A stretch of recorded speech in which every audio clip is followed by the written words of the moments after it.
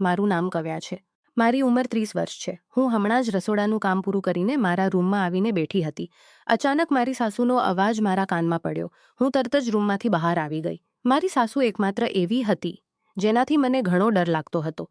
મારા પતિ પણ હતા. તેમનો ગુસ્સો હંમેશા મારા પર રહેતો. મારા પતિ પણ હોવું. મારા લગ્નને પૂરા 10 વર્ષ થઈ ગયા હતા, પણ ઉપરવાળાએ મને હજુ સુધી સંતાન આપ્યું ન હતું. આ જ કારણે મારા સસરાલવાળોનો વર્તાવ મારી સાથે ખૂબ ખરાબ હતો. જ્યારે હું રૂમમાંથી બહાર આવી તો સામે બારાંદામાં મારી સાસુ બેઠી હતી. તેમણે મને જોઈને જ કહ્યું, "અરે વાંજી બાઈ, પહેલાં પણ મેં તને સમજાવી ન આવું, પણ તને સમજાવ્યું હતું કે તું મહેમાનો સામે ના આવ." તે ગુસ્સામાં ગરજી રહી હતી અને હું ખરાબ રીતે ધ્રુજી ગઈ હતી. મેં માથું નમાવી લીધું. "તે આગળ બી આવવા દે. આજે હું તારા પતિને તારી અક્કલ સીધી કરાવી દઈશ. તે મારી જિંદગી બરબાદ કરી દીધી છે. થોડી પણ શરમ નથી. એક માણસ તને કહે છે કે આવું ન કર, અહીં ન આવ, પણ તું હઠીલીની જેમ એ જ કામ કરે છે જેનાથી તને રોકવામાં આવે." મારો દમ નીકળવા આવ્યો હતો. મેં ધ્રુજતા અવાજમાં કહ્યું, "મમ્મીજી, હું તો ફક્ત ચા લઈને આવી હતી. તમે રસોડા સુધી કેવી રીતે આવો છો? મેં તો તમારું જ ખ્યાલ રાખ્યું હતું." પણ તેમણે મારી વાત કાપીને કહ્યું, "કોઈ જરૂર નથી મારું ખ્યાલ રાખવાની. તારા કારણે તે બીજી બાઈઓએ મને એટલી વાતો સંભળાવી છે કે જેની કોઈ હદ નથી. બધા મને એ જ સલાહ આપીને ગયા છે કે તો અને બીજી શાદી કરાવો જે અમને સંતાન મળે." પતા નહીં ક્યાંથી અમે તારા જેવી બાઈને ઉઠાવી લાવ્યા જ અહીંથી." તે એટલી જોરથી ગરજી કે હું ખરાબ રીતે ધ્રુજી ગઈ અને ઝડપથી પોતાના રૂમમાં ચાલી ગઈ. મારું હૃદય ખૂબ જોરથી ધડકી રહ્યું હતું. આવી કેવી પરિસ્થિતિ મારા પર આવી હતી. ઘણી વખત મન થતું કે હું પોતાને સમાપ્ત કરી લઉં, પણ હું લાચાર હતી. મારા વૃદ્ધ માતા પિતા હતા જેમણે મને કહ્યું હતું, "લાડુ, ગમે તેવું થાય, તું તારું ઘર બસાવવાનું. સારી દીકરીઓ પોતાનું ઘર બસાવીને રાખે છે." આ જ કારણે હું મારા પતિના દરેક અત્યાચાર અને સાસુના દરેક તાના સહન કરી રહી હતી.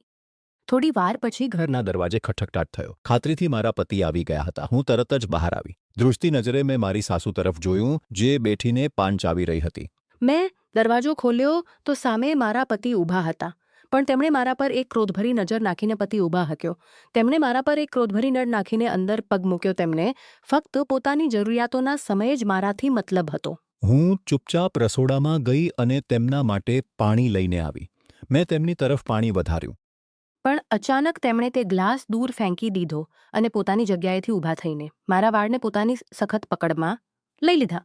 મારો દમ નીકળવા આવ્યો. તે મારા વાળ ખેંચતા બોલ્યા, "માં જીની વાત તને સમજાઈ નહીં." આગળ તેમણે કહ્યું, "જો તે મારી માની વાતને કદર ન આપી તો હું તારી ટાંગો તોડી નાખીશ. જા અહીંથી." તે ગુસ્સાથી ગરજી રહ્યા હતા. હું ખરાબ રીતે રડતી પોતાના રૂમમાં ચાલી ગઈ. મારી જિંદગી ખૂબ મુશ્કેલ થઈ ગઈ હતી. માતા પિતાની પસંદથી લગ્ન કર્યા હતા. હું મારી સાસુ અને પતિની ખૂબ ખબર રાખતી, પણ તેમને મારાથી ક્યારેય કોઈ ખુશી મળતી ન હતી. તેમનું કહેવું હતું કે જે સ્ત્રીફળ આપે તે જ સારી અને જે વાંજી હોય તેની સમાજમાં કોઈ અવકાત નથી. આ જ કારણે હું તેમના માટે જેટલું પણ કરતી તે લોકો મને ક્યારેય સુખ ન આપતા. હજુ હું રૂમમાં બેઠીને થોડી જ વાર થઈ હતી કે મારા પતિએ મને ફરીથી બોલાવ્યો અને તરત જ ખાણું લગાવવા કહીને વોશરૂમમાં ગયા. મેં ઝડપથી પોતાના આંસુ પૂછ્યા અને તેમના માટે ખાણું લગાવવાનું શરૂ કર્યું. મારા સસરાનું ઘણા વખત પહેલાં જ અવસાન થઈ ગયું હતું.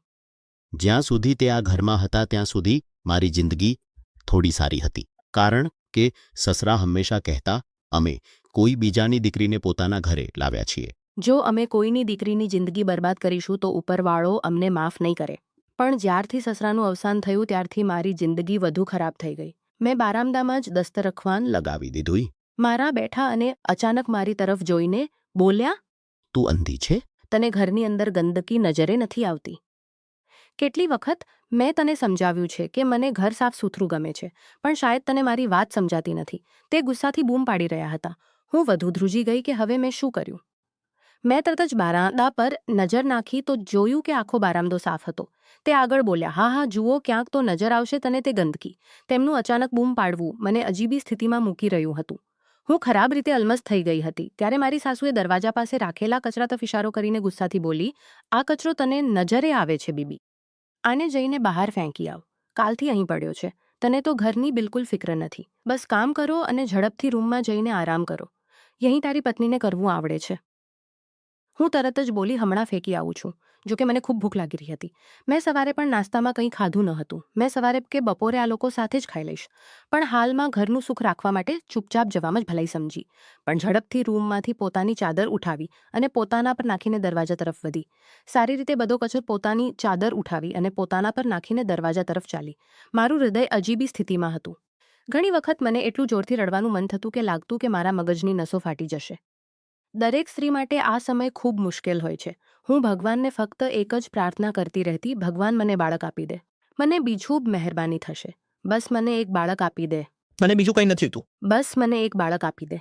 કહેવાય છે ને કેટલીક પ્રાર્થનાઓ બીજી રીતે પૂરી થાય છે. હું લાંબો રસ્તો કાપીને કૂડાદાન પાસે પહોંચી ગઈ હતી. ત્યાં ચારે બાજુ ઘણો કચરો વિખરાયેલો હતો. હું હમણાં જ કચરો ફેંકવાની હતી કે અચાનક મને એક નાના બાળકના રડવાનો અવાજ સંભળાયો. મેં કચરો ફેંકી દીધો અને ચારે બાજુ ધ્યાનથી જોવા લાગી. મને લાગ્યું કે કોઈ માતા પિતા પોતાના બાળક સાથે કચરો ફેંકવા આવ્યા હશે, પણ મેં ચારે બાજુ નજર ફેરવી અને મને કોઈ નજરે ન આવ્યું. મેં તરત જ પોતાની નજર કચરા તરફ વધારી. મારા મગજમાં અજીબા વિચારો આવવા લાગ્યા અને મેં વિચાર્યું કે શાયદ મારી સમજ સાચી નીકળી. કચરાના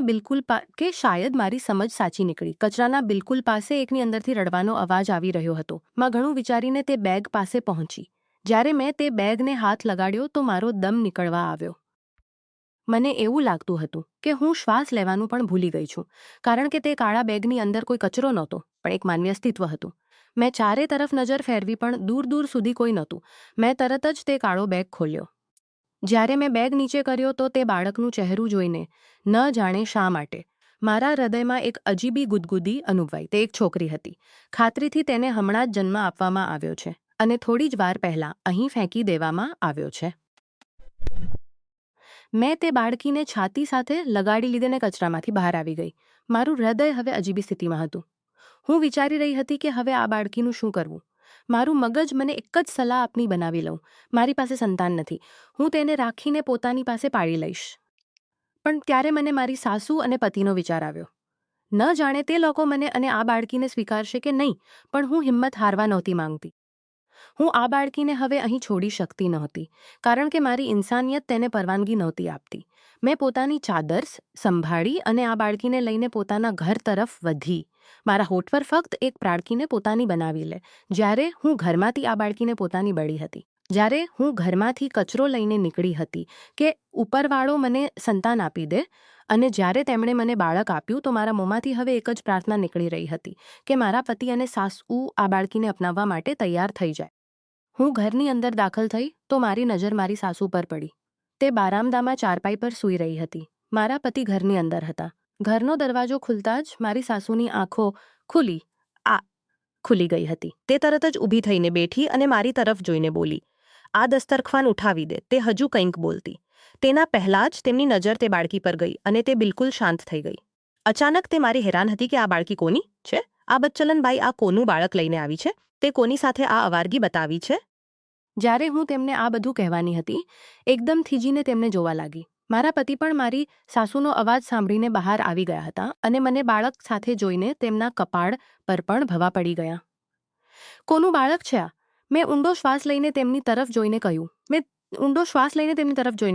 હું હમણાં કૂડાદાન પાસે ગઈ હતી. ત્યાં કોઈએ આ બાળકને ફેંકી દીધું હતું. હું એવી રીતે તેને છોડીને ન આવી શકતી, તેથી તેને અહીં લઈ આવી છું. અમે તેને પાળી લઈએ. અમારી પણ તો કોઈ સંતાન નથી. હું હજુ કંઈક કહેતી તેના પહેલાં જ મારી સાસુ પોતાનું માથું પીટતા બોલી, "બસ યહીં દિવસ તો જોવાનો રહ્યો હતો. જુઓ લે વિક્રમ, તારી બીબીએ કેવો ગુલ ખિલાવ્યો છે. આ તેની જ નાજાયજ સંતાન છે. આ અમને છુપાવી રહી છે." મારી સાસુ સચનક વાવેલો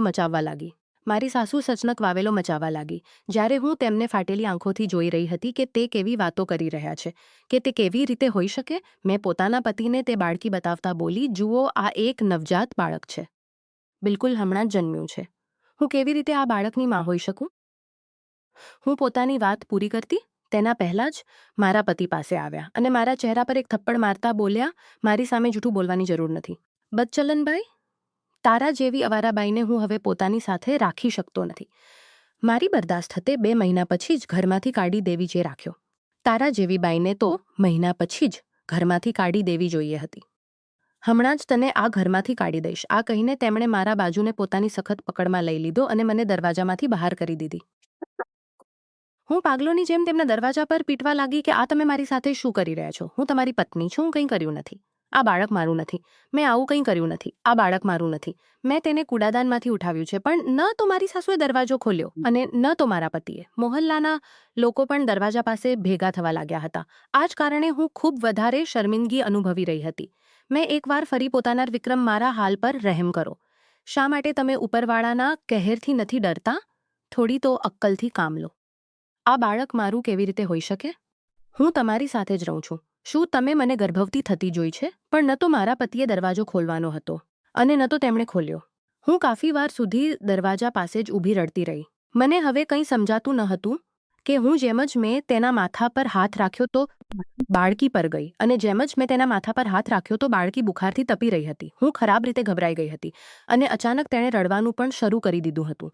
ખાતરીથી તે બાળકીની તબિયત ઠીક નહોતી. મેં એક નજર પોતાના સસરાલ પર નાખી અને બધું ઉપરવાળા પર છોડીને હોસ્પિટલ તરફ વધી. હું દિલથી દુઆ કરી રહી હતી કે તે બાળકીને કંઈ ન થાય. બેશક આ બાળકીના કારણે મારું ઘર તબાહ થઈ ગયું હતું. મારા પતિ અને સાસુ મારા પર વિશ્વાસ ન કરી રહ્યા હતા. પણ આ બધી વસ્તુઓમાં તે બાળકીનો કોઈ કસૂર નહોતો. મને ખબર હતી કે મારી સાસુ અને પતિ કોઈ એક તકની શોધ નહોતી આપતી, પણ હવે તેમને આ નાનકડી તક મળી ગઈ હતી, જેને તે લોકો કોઈ પણ કિંમતે છોડવાના નહોતા. હું ભાગતી દોડતી હોસ્પિટલ પહોંચી અને તરત જ રડતા કહ્યું, મારા બાળકને જુઓ.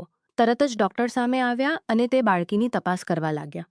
તપાસ પછી તેમણે મને કેટલીથી નીકળી જ રહી હતી કે અચાનક એક બાઈએ તે બાળકીક સલાહ આપીને મોકલી દીધી, કે અચાનક એક બાઈએ તે બાળકીના ચહેરા પર નજર નાખી. તે મને શંકાભરી નજરોથી જોઈને બોલી, આ બાળકી ક્યાંથી? અને ગભરાતા બોલી, શા માટે? શું થયું? તેણે મને જોઈને કંઈક એવું કહ્યું જે સાંભળીને મારા પગ નીચે જમીન ખિસકી ગઈ. હું તે બાઈને ફાટેલી આંખોથી જોવા લાગી. મેં બેખુદીમાં કહ્યું, આવું નહીં હોઈ શકે. કોઈ આવું કેવી રીતે કરી શકે? તે બાઈએ માથું હળવું ઝટક્યું અને બોલી, અહીં દુનિયા છે, અહીં બધું થઈ જાય છે. આ કહીને તે બાઈ મારી બાજુથી નીકળી ગઈ. મને એવું લાગતું હતું કે હું પથ્થરની બની ગઈ છું. મેં અચાનક જ તે બાળકીને પોતાની છાતી સાથે અને જોરથી રડવા લાગી. ના, આવું નહીં હોઈ શકે. કોઈ માણસ પોતાની સાથે લગાડી લીધી અને જોરથી રડવારી શકે? મારા મોંમાંથી બસ એ જ શબ્દો નીકળી રહ્યા હતા. થોડી વાર સુધી હું હોસ્પિટલમાં જ ઊભી રડતી રહી. પછી એક હૌસલાથી હોસ્પિટલમાંથી બહાર નીકળી. મેં ઠાન લીધું હતું કે ગમે ત્યાં હું આ બાળકીને હવે એકલી નહીં છોડું. છેણે કોઈનું શું બગાડ્યું છે? જેની સાથે આ બાળકીનો શું કસૂર હતો? તેણે કોઈનું શું બગાડ્યું છે? જેની સાથે આટલું મગજમાં વિચાર આવ્યો. હું પણ તો કોઈની દીકરી છું. મારી સાથે આટલું ખરાબ શા માટે થયું? મેં રડતા રડતા આકાશ તરફ જોયું. સાંજના પડછાયા ઢળી ચૂક્યા હતા. આ એક નવજાત બાળક મારી ગોદમાં હતું. આ એક નવજાત બાળક મારી ગોદમાં હતું કે હું અવારા અને બદચલન છું. મને ખબર નહોતી કે હું ક્યાં જાઉં, પણ મારું સાથ નહોતા આપતા. પણ એકમાત્ર પિતા પણ મારું સાથ નહોતા આપતા. પણ એકમાત્ર ઠેકાણું તેમનું ઘર જ હતું. આથી મેં ઉપરવાળાનું નામ લઈને તેમના ઘર તરફ વધાઈ. દિલથી દુઆ કરી રહી હતી કે બધું ઠીક થઈ જાય. મને આ બાળકી જોઈતી હતી અને હવે મને પોતાનો પતિ નહોતો જોઈ છે. અને ન જાણે શા માટે મારો સહારો હવે એક બાસડી આ બાળકીમાં દેખાઈ રહ્યો હતો. અંદર આવતા જ મારી નજર વૃદ્ધ પપ્પા પર પડી, જે ખાતરીથી હમણાં જ ઓફિસમાંથી આવીને બેઠા હતા. મમ્મી રસોડામાં ખાણું બનાવી રહી હતી. જેમ જ તેમની નજર મારા પર પડી, તે ખુશ થઈને મારી પાસે આવી. પણ હજુ તે મને ગળે લગાડતી તેના પહેલાં જ તેમની નજર તે બાળકી પર ગઈ જે મારી ગોદમાં હતી. તે મને જોઈને હેરાન થઈને બોલી, આ બાળક કોનું છે અને તું આટલા દિવસ પછી આવી છે? થોડો પણ માતા પિતાનો ખ્યાલ નથી. તે એમ જ સમજી રહી હતી કે હું પડોશીના કોઈ બાળકને પોતાની સાથે લાવી છું, કારણ કે મને બચપણથી જ બાળકોનો ખૂબ શોખ હતો. પણ ઉપરવાળાએ મારી આ દુઆ ક્યારેય કબૂલ નહોતી કરી. હું મમ્મી તરફ જોઈને બોલી, મારું બાળક છે, મારી દીકરી અનાયા છે. આ કહીને હું બેઠી ગઈ. મારી વાત સાંભળીને મમ્મી મને અવિશ્વાસભરી નજરોથી જોવા લાગી. પપ્પા, જે હમણાં જ ઓફિસમાંથી આવ્યા હતા, મારો અવાજ સાંભળીને તે પણ રૂમમાંથી બહાર આવી ગયા. મારી વાત સાંભળીને તે કેટલીક ક્ષણો માટે સ્તબ્ધ રહી ગયા. મમ્મી મને જોઈને બોલી, શું બોલી રહી છે? તારું દિમાગ ઠીક છે? તારું બાળક? પણ તું પ્રેગ્નન્ટ ક્યારે થઈ? મેં ઊંડો શ્વાસ લઈને ધીરે ધીરે તેમને બધી પરિસ્થિતિઓ કહી દીધી. આજે મેં તેમને તે બધું કહી દીધું જે મારી સાથે થતું આવ્યું હતું.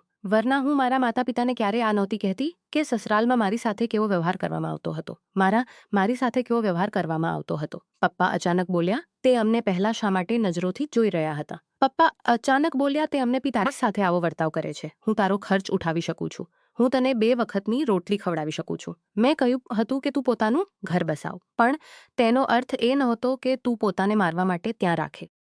તારા બાપના બાજુઓમાં હજુ એટલી તાકાત બાકી છે. હું તો વિચારી રહી હતી કે મારા માતા પિતા મને ઘરમાંથી કાઢી દેશે, બલકે મને કહેશે કે આ બાળકીને પણ છોડી દે અને પોતાનું ઘર બસાવ. પણ તેમણે આવું ન કર્યું. બલકે પપ્પાનો આ પ્રતિક્રિયા જોઈને મારી આંખોમાં આંસુ આવી ગયા. સાચે જ માતા પિતા અલગ જ હોય છે, ન ક્યારેય કોઈ હશે. મમ્મી પણ મારી પાસે આવીને મને ગળે લગાડી લીધું.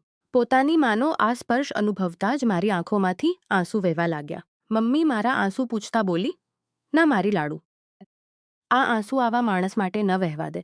જો મને ખબર હોત કે મારી બેટી આટલી તકલીફમાં છે તો હું તને ત્યાં ક્યારેય રહેવા ન દેતી. હા, મને અંદાજો હતો કે તે તારી સાથે સારો વ્યવહાર ન કરતા હશે, પણ મને ખબર નહોતી કે તે તને નોકરાણીની જેમ રાખે છે.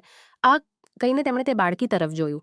તેમની આંખોમાં આંસુ હતા અને અવાજ કાપી રહ્યો હતો. અચાનક તેમણે હાથ વધારીને તે બાળકીના માથા પર હાથ ફેરવ્યો અને બોલી, ખૂબ પ્યારી છે તારી દીકરી. ઉપરવાળો તેના નસીબ સારા કરે. વાસ્તવમાં કંઈક ખબર પડી કે આ બાળકી કોની છે. મેં માથું હળવું નમાવ્યું અને પછી પોતાની માને તે વાતો પણ કહી દીધી જે તે અજાણી બાઈએ મને કહી હતી.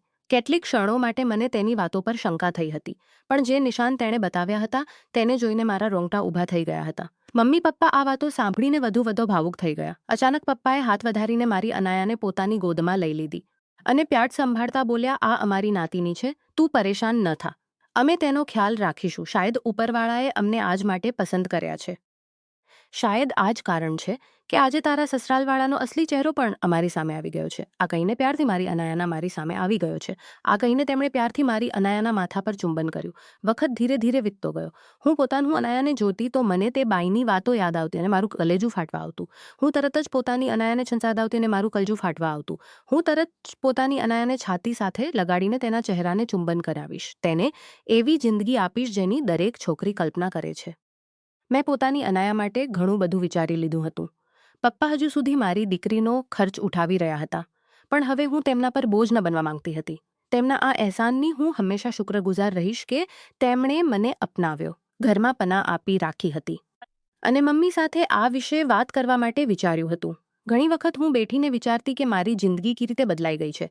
કાલ સુધી જે હું પોતાના પતિ અને સાસુની વાતો બરદાશ્ત કરી રહી હતી, માથું નમાવીને તેમના દરેક અત્યાચારને ચૂપચાપ સહન કરી રહી હતી, આજે એક બાળકીની મા બની ચૂકી છું અને પોતાના પતિ અને સાસુને છોડીને પોતાના માતા પિતાના ઘરમાં બેઠી છું. હું મમ્મી પપ્પાના રૂમમાં દાખલ થઈ હતી. તે અનાયા સાથે રમી રહ્યા હતા.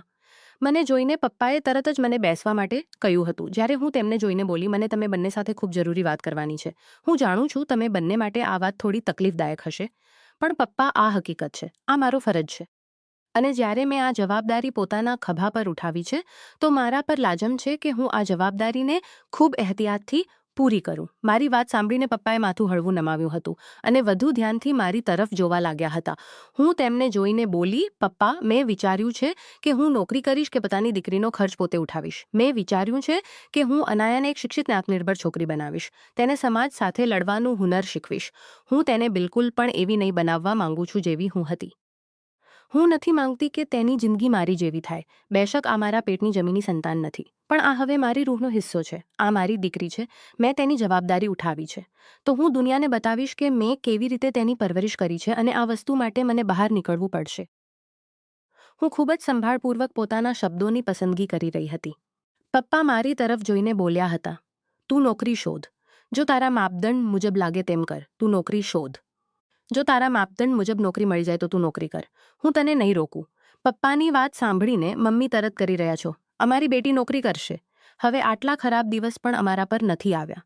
અમે પોતાની નાતીની અને પોતાની બેટીનો ખર્ચ બરદાસ્ત કરી શકીએ છીએ. જ્યારે પપ્પા બોલ્યા હતા તે બિલકુલ ઠીક બોલી રહી છે. પતા નહીં અમારી જિંદગી ક્યાં સુધી છે, અમે ક્યાં સુધી તેના માથા પર છીએ. જો હું આ દુનિયામાંથી ચાલ્યો ગયો તો મારી બેટી કેવી રીતે આ દુનિયામાં ગુજારો કરશે? અને મને ખબર છે કેટલાક દિવસ પછી મારી આ વૃદ્ધ હાડકામાં જાન નહીં રહે કે હું આ ઘરનો ખર્ચ ચલાવી શકું. મારી બેટીને જ હવે બધું કરવાનું છે. તે મારી તરફ જોઈને સાફ ગોઈથી બોલ્યા હતા, જ્યારે મને ખબર હતી કે તેમના લફ્જોની પાછળ છુપાયેલો રાજ શું છે. મેં આંખોમાં આવેલી નમીને કદમ ચાલતી પોતાના પપ્પાના ગળે લગાડી લીધું હતું. તે આ બધી વાતો તેથી બોલી રહ્યા હતા કે હું મજબૂત બની જાઉં. વાકઈ તેમની વાત ઠીક હતી. મને પોતાની જિંદગીનો પણ ભરોસો નહોતો, પણ હું ઈચ્છતી હતી કે હું પોતાને એટલી બનાવી લઉં કે મારી દીકરી પોતાને સંવારી લે. ધીરે ધીરે વખત વીતતો તાલીમ મેળવી હતી.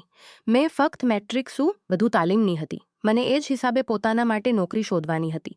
હું હવે ગૌરથી પોતાના મિત્રો વિસૌથી સંપર્ક થવાનો હતો, કારણ કે લગ્ન પછી ન તો મારા પતિએ મને આ વસ્તુની પરવાનગી આપી હતી કે હું પોતાના જૂના મિત્રો સાથે સંપર્ક રાખી શકું અને ન તો મારી સાસુએ. મેં તરત જ પોતાના ઘરની ટેલિફોન ડાયરી નીકળી હતી અને પોતાના તે મિત્રોને ફોન કરવા લાગી હતી જેના વિશે મને ખબર પડી હતી કે તે લોકો ખૂબ કામયાબ થઈ ગયા છે. મને ખબર પડી હતી કે તેણે ખૂબ કામયાબી મેળવી લીધી છે. મને ખબર પડી હતી કે તેણે ખૂબ કામયાબી મેળવી લીધી છે અને તે ઘણા લોકોને નોકરી પણ દિલાવી ચૂક્યો છે. મમ્મી પપ્પાએ જ મને આ બધી માહિતી ચૂક્યો છે. મેં તરત જ વિરાજને કોલ કર્યો. પહેલાં તેણે મને ઓળખવાનું જ ઇનકાર કરી દીધું હતું. છેવટે 3 વર્ષ પછી કોઈ છોકરીનો અચાનક સંપર્ક કરવો દરેકને હેરાન કરી શકે છે. પણ જ્યારે મેં પોતાનો સારી રીતે હવાલો આપ્યો તો તે તરત જ મને ઓળખીને ખુશ થઈને બોલ્યો, યાર તું ક્યાં ચાલી ગઈ હતી? તને ખબર છે કે અમે સૌ વચ્ચે શું શું થઈ ચૂક્યું છે? જ્યારે હું બધી વાતોને નજરઅંદાજ કરવાની છે. હું બધી વાતોને નજરઅંદાજ કરવા માંગુ છું. વિરાજ, મને તારી સાથે મું બદલાઈ ગયું છે. મારી જિંદગીમાં પણ ઘણું બદલાઈ જરૂર છે. જો વખતસર મને નોકરી ન મળી તો ખૂબ વધારે મુશ્કેલીઓ ઊભી થઈ જશે. હું હજુ કંઈક કહેતી તેના પહેલાં જ તેણે બોલ્યો, સારું, તે મેટ્રિક પછી પોતાની પઢાઈ ચાલુ રાખી હતી? મેં તેને પોતાની તાલીમ વિશે બધી વાતો કહી. જ્યારે તેણે મારી કોઈ ખાસ નોકરી તો નહીં હોય? હા, એક નોકરી છે. અમારા કારખાનાની અંદર પેકિંગનું કામ કરવામાં આવે છે. જો તું કહે તો હું તને ત્યાં ફિટ કરાવી દઈશ. તેણે મને કહ્યું હતું કે હાલમાં શરૂઆતમાં તો તને 8,000 જ આપવામાં આવશે. હા, જો તારું કામ સારું લાગે તો તારી તનખ્વાહ વધારી દેવામાં આવશે. મેં તરત જ ભગવાનનો શુક્ર અદા કર્યો કે કંઈ ન હોવાથી વધુ સારું છે કે કંઈ હોય. મેં તરત જ આ નોકરી માટે હા બોલી દીધી હતી. બીજા દિવસે પોતાની દીકરીની બધી જવાબદારી પોતાની માન પર નાખીને હું આ નોકરી માટે નીકળી ગઈ હતી. મારું હૃદય ખૂબ અજીબી કેફિયતનો શિકાર થઈ રહ્યું હતું. મને ડર પણ લાગી રહ્યો હતો, કારણ કે આજ સુધી મેં ક્યારેય નોકરીના સિલસિલામાં પોતાના ઘરમાંથી પગ બહાર નહોતો મૂક્યો. પપ્પાએ જ મારી દરેક જરૂરિયાત પૂરી કરી હતી અને લગ્ન પછી મારા પતિએ મારી દરેક જરૂરિયાતનો ખ્યાલ રાખ્યો હતો. પણ હવે હું પોતાના બળબૂતે કંઈક કરવા માંગતી હતી. આ જ કારણે હું ખૂબ વધારે ડરી ગઈ હતી. હું લાંબો રસ્તો કાપના કારખાનામાં પહોંચી ગઈ હતી. તે ત્યાં મેનેજરનું કામ કરી રહ્યો હતો, પણ તેની ડ્યુટી કોઈ બીજા ડિપાર્ટમેન્ટમાં હતી. તેણે મને જોઈને જ ગળે લગાડી લીધું અને હેરાનીથી બોલ્યો, તને જોએ વર્ષો થઈ ગયા છે. અકસ્માત જ્યારે અમે સૌ મળીએ છીએ તો તારો જ જિક્ર કરીએ છીએ કે અમારા ગ્રુપમાં પણ કોઈ હતું. પણ હવે તે ક્યાં છે? કોઈને કંઈ ખબર નથી. તું કેવી છે? મેં હળવું સિર હલાવ્યું. વિરાજને જોઈને મને પોતાના વર્ગની બધી યાદો તાજી થઈ ગઈ હતી. મેં તેને પોતાના પર વીતેલી દરેક વાર્તા કહેવાની શરૂઆત કરી દીધી અને જ્યારે મેં પોતાની અનાયાની તે વાત કહી જે તે બાઈએ મને કહી હતી, તે સાંભળીને વિરાજે સ્તબ્ધતાની સ્થિતિમાં મને જોયું અને કહ્યું, તને પરેશાન થવાની જરૂર નથી. મારી તરફથી તારા માટે જેટલું થઈ શકે તેટલું હું કરીશ. મેં તરત જ ઉપરવાળાનો શુક્ર અદા કર્યો કે સાચા સમયે મને વિરાજનો વિચાર આવ્યો. વરના હું વધુ પરેશાન થઈ જાત. ન જાણે નોકરી માટે મને ક્યાં ક્યાં ભટકવું પડત. તેણે સાચે જ મને પેકિંગ ડિપાર્ટમેન્ટમાં નોકરી દિલાવી દીધી. હવે હું રોજ નિયમથી ત્યાં કામ કરવા લાગી. વખત ઝડપથી વીતી રહ્યો હતો. મને અહીં કામ કરતા 6 મહિનાનો સમય થઈ ગયો હતો. આ 6 મહિનામાં વિરાજે મારો ખૂબ ખ્યાલ રાખ્યો. આ 6 મહિના પણ ખૂબ સારા મિત્રો બની ગયો હતો. કંપનીમાં પણ મારા ખૂબ સારા મિત્રો બની ગયા હતા, જે હું કાફી થાકીને ઘરે પાછી આવી હતી, કારણ કે મેં ઓવરટાઈમ પણ કર્યું હતું. મારી દીકરીની તબિયત થોડી ઠીક નહોતી, તેથી મને સારી રકમ જોઈતી હતી અને તે ફક્ત નદ્દમાં પૂરી નહોતી થઈ શકતી. જેમ જ હું ઘરે પહોંચી, મેં અચાનક પોતાના માતા પિતાને જોયા, જેમના ચહેરા પર સાપ સૂંઘ્યો હતો. મારી દીકરી નીચે જમીન પર રમી રહી હતી. હું મમ્મીને જોઈને બોલી, શું થયું તમને? આટલી વધારે પરેશાન કેમ લાગી રહી છે? મારા આંખોમાં મોટા મોટા આંસુ હતા. હું વધુ ગભરાઈ ગઈ. જ્યારે પપ્પા પણ સિર નમાવીને બેઠા હતા, હું વધુ પાતાની મમ્મી પાસે જઈને બોલી, આવું શું થયું કે તમે રડી થઈ? અને મને પોતાની છાતી સાથે લગાડીને વધુ જોરથી રડવા લાગી. હવે મારા હાથ પગ ફૂલવા લાગ્યા હતા. ન જાણે આવું શું થયું હતું કે તે આટલું વધારે રડી રહી હતી. મેં તેમને ઝકઝોર્યા અને તેમની આંખોમાં જોઈને કહ્યું, થયું શું છે? કહો મને. આ રીતે રડીને મને વધુ પરેશાન ન કરો. ભગવાનના ખાતર મારામાં આટલી હિંમત નથી કે હું વધુ ગમ સહન કરી શકું. મારા ગુસ્સા જોઈને ત્યાં આંસુ પૂછ્યા અને અચાનક એક કાગળ મારી તરફ વધાર્યો. મેં અજાણતા તેમની તરફ જોયું અને જ્યારે તે કાગળ તરફ જોયું તો એવું લાગ્યું કે મારું હૃદય મરી ગયું હોય. મેં વિક્રમને છોડી દીધો હતો. મેં તેના ઘરમાંથી નીકળી આવી હતી.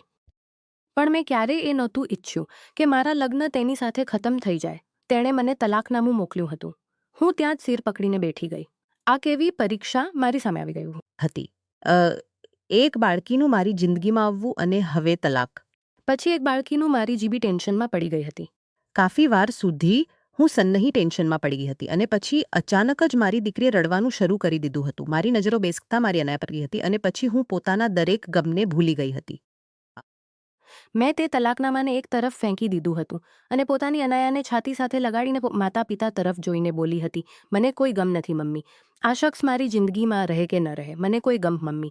આ શખ્સ મારી જિંદગીમાંથી ચાલ્યો ગયો હતો. આ તો તે દિવસે જ મારી જિંદગીમાંથી ને આ ઘરમાંથી કાઢી દીધી હતી. તમને બરબાદ કરવાની જરૂર નથી. ઉપરવાળો ખૂબ મોટો છે. આ બોલીને હું રૂમમાં આવી ગઈ હતી અને ખૂબ રડવા લાગી હતી. મને આજે બધું યાદ આવી રહ્યું હતું. જે રીતે મારા વિક્રમ સાથે લગ્ન થયા હતા, હું તે ઘરમાં ગઈ હતી. મારું સ્વાગત કરવામાં આવ્યું હતું. શરૂઆતના દિવસોમાં મને સુખના દિવસો આપવામાં આવ્યા હતા અને પછી મારા પર જવાબદારી નાખી દેવામાં આવી હતી કે હું દરેક હાલતમાં બાળક જન્માવીશ. મેં પોતાની તપાસ પણ કરાવી હતી. ખૂબ ઇલાજ પણ કરાવ્યો હતો. પણ શાયદ મારા નસીબમાં સંતાન નહોતું. મેં પોતાનું સિર વિશે વિચારી રહી હતી. હજુ હું આ જ વસ્તુઓ વિશે વિચારી રહી હતી જ્યારે અચાનક ઘરના દરવાજે દસ્તક થઈ હતી. મેં કોઈને દરવાજો ખોલી દેતા. અચાનક જ મને અવાજ આવ્યો હતો, જેમ કે ઘરની અંદર ઘણા લોકો ઘૂસી રહ્યા હોય. હું તરત જ પોતાની અનાયાને ગોદમાં ઉઠાવીને બહાર આવી હતી. સામે જ એક સૂટેડ બૂટેડ આદમી ઊભો હતો. તેની આંખોમાં બેચેનીના ઇશારા હતા. ચહેરા પર ઉલઝન જ ઉલઝન હતી. અચાનક તે મારી પાસે આવ્યો હતો અને અનાયાને મારી પાસેથી છીનવવા લાગ્યો હતો. જ્યારે હું હેરાનીથી તે આદમી તરફ જોઈ રહી હતી કે તે શું કરી રહ્યો છે. તે મારી પાસેથી મારી અનાયાને શા માટે છીનવી રહ્યો હતો. જ્યારે તેણે મને જોઈને બોલ્યો હતો, મારું નામ રાજવીર છે અને આ દીકરી મારી છે. જ્યારે હું તેને ફાટેલી નજરોથી જોઈને બોલી હતી, દિમાગ દુરુસ્ત છે તમારો? અને પછી તેણે મને તે વાત કહી જેને સાંભળીને હું બિલકુલ દમ ખોવા બેઠી હતી. તે બાઈની વાત અને તે આદમીની વાત બિલકુલ સાચી હતી. તે દિવસે મને તે બાઈએ મળીને કહ્યું હતું કે આ બાળકી એક મોટા આદમીની દીકરી છે, પણ તેની માં એક તવાઈફ હતી. તે આદમીએ તવાઈફ સાથે પોતાની હવસ પૂરી કરી લીધી હતી અને પછી તેના પેટમાં આ બાળક છોડીને ચાલ્યો ગયો હતો.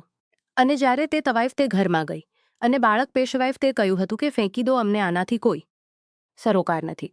અમે તમારા જેવી બાઈ પાસેથી પોતાનું બાળક ક્યારેય નહીં લઈએ. અને પછી તે તવાઈફે એ જ હોસ્પિટલમાં બાળક જન્માવીને કાળા શોપિંગ બેગમાં નાખીને કચરાના ઢગલામાં ફેંકી દીધું હતું. તે બાળકની પીઠ પર બર્થમાર્ક હતો અને એ વસ્તુ તે આદમીએ મને કહી હતી. હું ફાટેલી નજરોથી જોઈને જમીન પર બેસતી ચાલી ગઈ હતી. અચાનક જ ન જાણે શું હતું કે હું તે આદમીના પગને જોરથી રડવા લાગી હતી અને તેને જોઈને નમ્ર લહેજામાં બોલી હતી, ખુદાના ખાતર આવો જુલમ ન કરો. તે ખુદાના ખાતર આવો જુલમ ન કરો. તમારા ઘરવાળા આ બાળકીને ક્યારેય કબૂલ નહીં કરે. આને આ રીતે લઈને ન જાઓ. બધા આને રસવા કરી દેશે. હું તેને પાળી લઈશ. મેં પોતાનું ઘર બરબાદ કરી દીધું છે. મારી પાસે હવે કંઈ બચ્યું નથી. મારી પાસે અહીં એક ખૂબ મોટો સહારો છે જેનાથી હું જીવંત રહીશ. મારી વાત સાંભળીને તે આદમીએ મારી તરફ જોયું અને પછી તેણે તે વાત કહી જેને સાંભળીને મારા માતા પિતા એકદમ બેચેન થઈ ગયા હતા અને મારા પર તકતો તારી થઈ ગયો હતો. તે આદમી મને જોઈને બોલ્યો હતો, જો તને આ બાળકી રહી ગયો હતો, જો તને આ બાળકીથી આટલી મોહબ્બત છે અને તું પોતાનું ઘર પણ બરબાદ કરી ચૂકી છે અને ઈચ્છે છે કે તેની પરવરિશ કરે, તો હમણાં જ મારી સાથે લગ્ન કરી લે.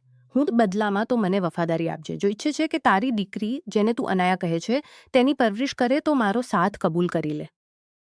તેણે પોતાનો હાથ મારી તરફ વધાર્યો હતો.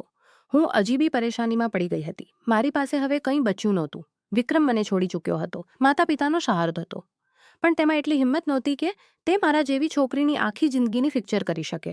અને હવે જે મોહબ્બત મને અનાયા સાથે થઈ ગઈ હતી તેનો કોઈ નુબલ નહોતો. બેશક તે મારા પેટની સંતાન નહોતી, પણ જે રિશ્તો મારો અનાયા સાથે બની ચૂક્યો હતો, મેં આંખો બંધ કરી હતી અને કંઈક વિચારીને પોતાનો હાથ તે અજાણ્યા આદમીના હાથમાં આપી દીધો હતો. તેણે સાચે જ મારી સાથે એ જ વખતે લગ્ન કરી લીધા હતા અને પોતાની સાથે મને લઈ ગયો હતો. મારા માતા પિતાએ મને ઢેરોઢેર દુઆઓ આપી હતી. તેમની બસ એ દુઆ હતી કે આ આદમી અમારી બેટીનો ખ્યાલ રાખે. તે બિલકુલ શાંત હતો. હું તેની હવેલી જોઈને ચોંકી ગઈ હતી. હું સમજી ચૂકી હતી કે મને અહીં પર ફક્ત અનાયાની માનું કિરદાર અદા કરવાનું છે અને મને આ વાતથી કોઈ તકલીફ નહોતી. પણ આવું નહોતું થયું. રાજવીરે મને ખૂબ ઇજ્જત આપી હતી. મને ખૂબ મોહબ્બત આપી હતી.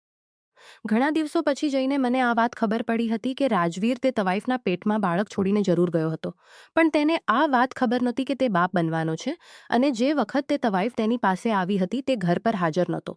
તેની માએ જ તેને ઘરમાંથી કાઢી દીધો હતો અને જ્યારે તેને ખબર પડી કે તેની દીકરી થઈ છે અને હું તેને પાળી રહી છું અને એક ખુશહાલ જિંદગી આપી રહી છું, તો તેણે એ જ વખતે નક્કી કરી લીધું હતું કે તે મને પોતાની પત્ની બનાવશે. અને જ્યારે તેને ખબર પડી કે હું તેની જ દીકરીના ખાતર પોતાનું ઘર બરબાદ કરી ચૂકી છું, તો તેણે મારો સાથ કબૂલ કરી લીધો હતો. ખુદા તાલાએ મને પૂરા 1 વર્ષ પછી એક પ્યારો સા પુત્ર નવાજ્યો હતો. જ્યારે હું દંગ હતી. વાકઈ ઉપરવાળાના ભેદ વહી જાણે છે. હવે હું રાજ સાથે એક ખુશહાલ જિંદગી ગુજારી રહી છું અને હું ખૂબ ખુશ છું કે મારી જિંદગીમાં આ જેવો માણસ છે. આ રીતે કવ્યાની ઇન્સાનિયતની કૃપાએ તેને એક નવો પરિવાર અને સાચો સાથી આપ્યો. તેણે શીખ્યું કે સાચું રિશ્તું હૃદયના પ્રેમથી બને છે, લોહીથી નહીં. અને ક્યારેક જીવનની સૌથી અંધકારમય ક્ષણો પણ નવી શરૂઆત લઈને આવે છે જો આપણે હિંમત ન હારીએ.